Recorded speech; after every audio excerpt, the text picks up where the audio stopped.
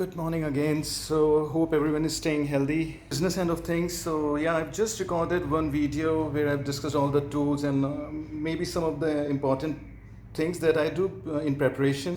But yeah, this is going to be about brake fluid change. Let's begin. Yeah, so the first thing that I do, and maybe you guys can find it useful as well. So this is the old oil. You'll see where it has come from if I post that other video. This is the new oil, fresh container. Just remember, I've discussed that as well. Always use a fresh container. So the point is, whenever I pour this in, you see that it mixes, it blends in. And when you have to drain it, the only key is that you have to remember to flush the oil and you will see it coming out. So as soon as it becomes clear, that means the new fluid is in and old one has been pumped out. Now one thing that I do here is piston that is sticking out of the caliper.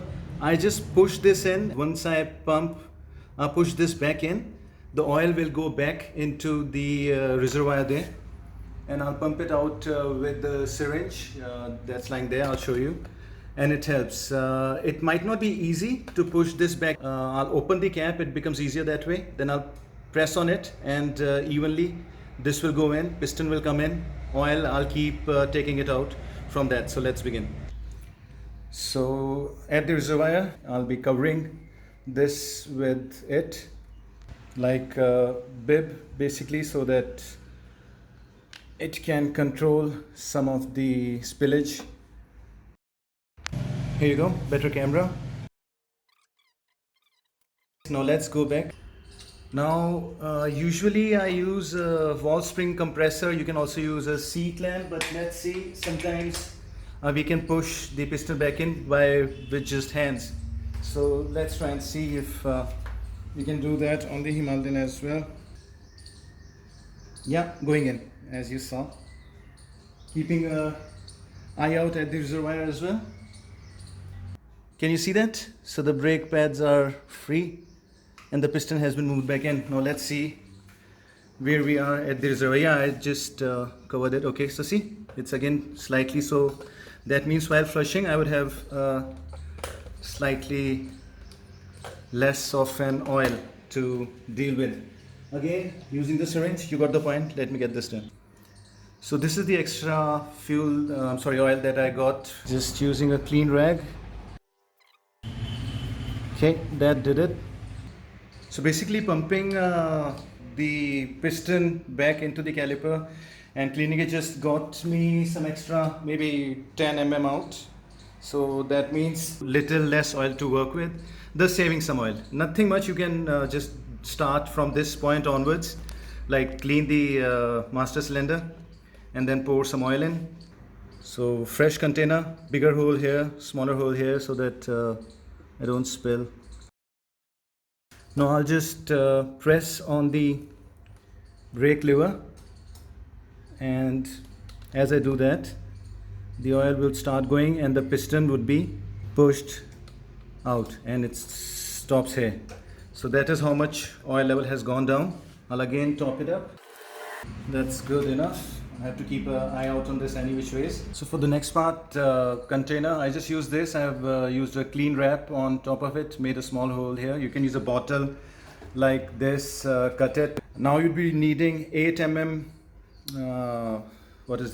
closed-ended wrench, and then spanner, and then an open-ended spanner. I prefer open-ended ones, but to loosen it I always use a bit, whatever size it is, because that makes it slightly easy and things actually don't slip. So I'll first loosen it with this, the initial part, that is. See, this is very tight, but that's done.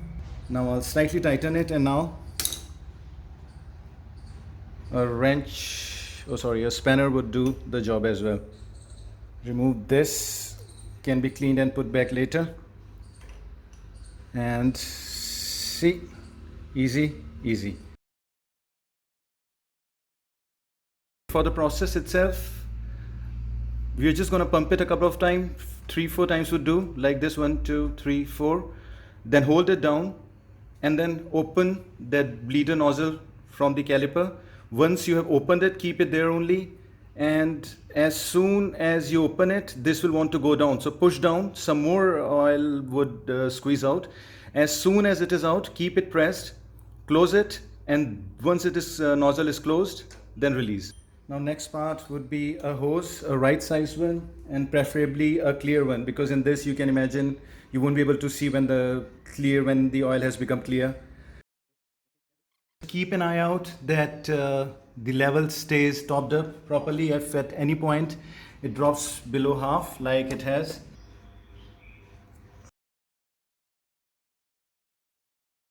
so keep the wrench, keep it here, press the lever there a few times, 3-4 times, just hold it wherever it is, just open it, and you would see oil coming out from this. So let's begin. One other thing that you have to remember is this has to be closed at the appropriate time, as soon as the oil has spurted out, otherwise it will start to go down and it might suck the air in. That would make the bleeding part slightly difficult. So let's begin. It's still showing almost slightly above half. Open, close,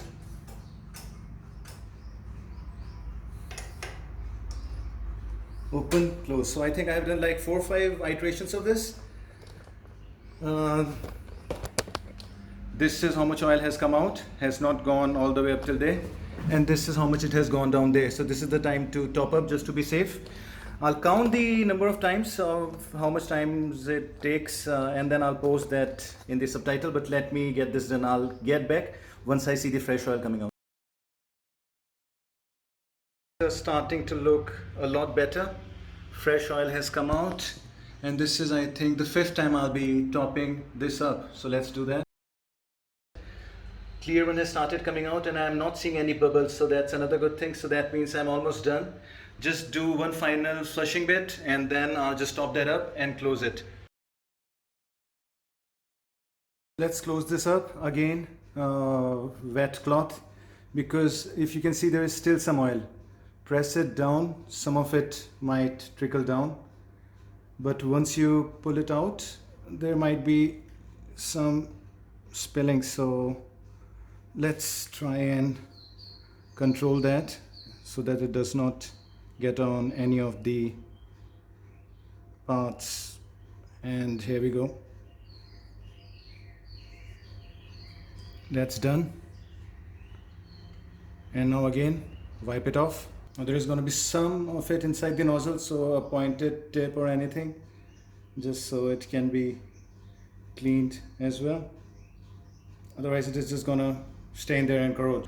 This nipple has been somewhat cleaned as well. You can completely wash it. I'll do that later and close it. But yeah, for the final bit, I'll tighten it with this, so that again, keeping this thingy in good health, this nozzle. So the next time there is again no slippage or anything. That looks okay. So how do we know if we need to put in more oil? You have this diaphragm.